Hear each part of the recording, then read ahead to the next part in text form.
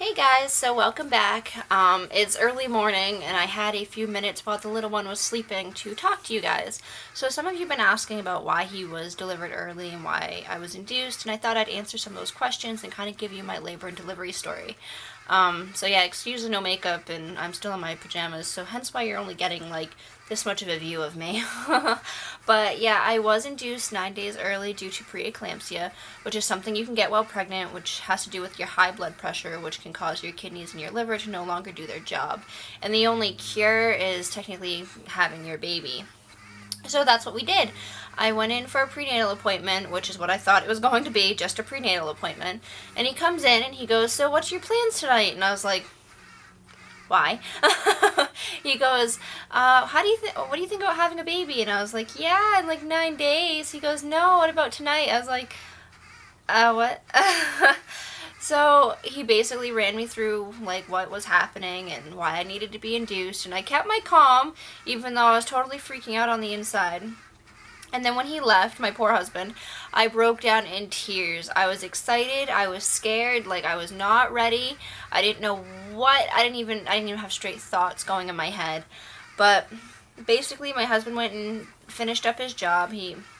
Because where he trucks lobsters, he has to get them up north, and he did that, came back, and it's the one time I've actually dreaded him coming down the driveway because I knew it was showtime. And so when he drove down the driveway, grabbed my bags, and we headed to the hospital. And that was a beginning of a long 37 and a half hours. Very non-eventful for the first 36. Basically, it was a long waiting game. I got stuck at 3 centimeters for quite a while. Basically, my body would get the contractions like 2 minutes apart, and then it would quit, and it would go back to 5 minutes apart. It was like it wouldn't go through with it. So they had to keep upping the Pitocin, like all the way up to the max dosage that they could give someone, which for someone as small as I am, I was really surprised. I thought they'd only up it like once or twice and we'd be like ready to go. But nope, they upped it up as much as they could like allow, and we're actually thinking about going above that if things weren't moving.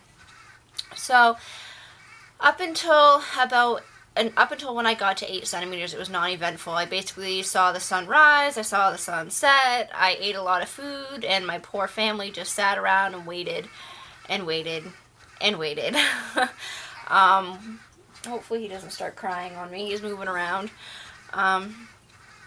So yeah, then I got to 8 centimeters, my water broke, and basically all of a sudden I went from nothing to a whole heck of a lot of pain.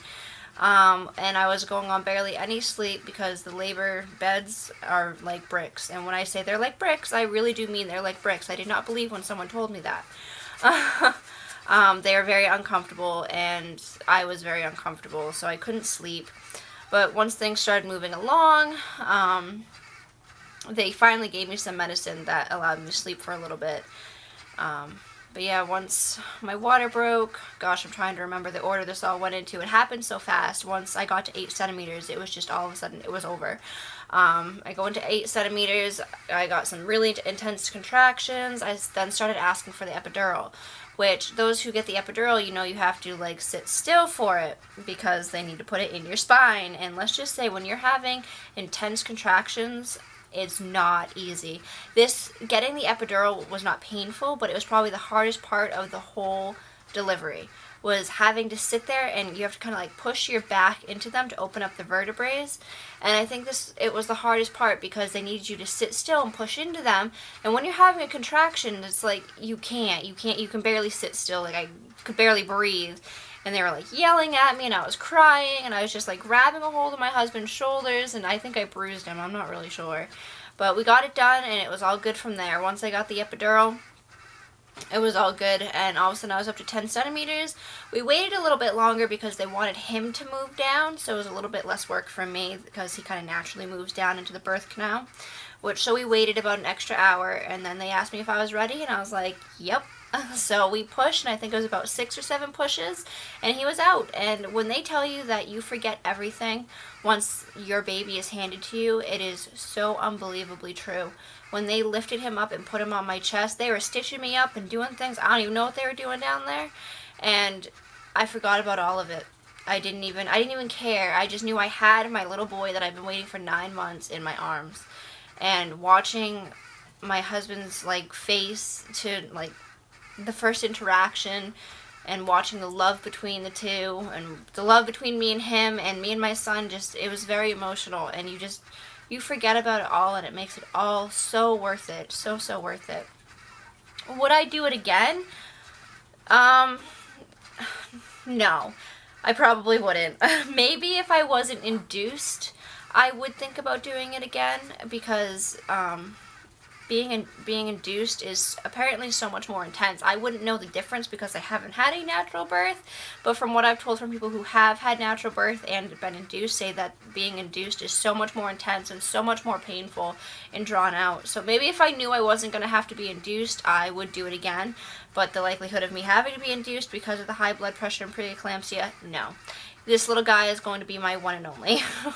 And I have my stepdaughter, so I have 2 perfect children.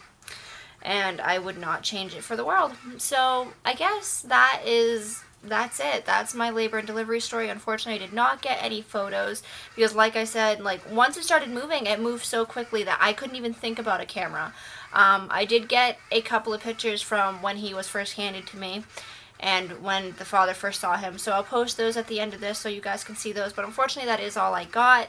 But that's it. And I think my next video is going to be postpartum care and some of the things that really helped me through the discomfort and things that I just found really helpful. So keep an eye out for that, and I think another video I'll do is probably, well gosh, it'll probably be a 1-month update for Brian.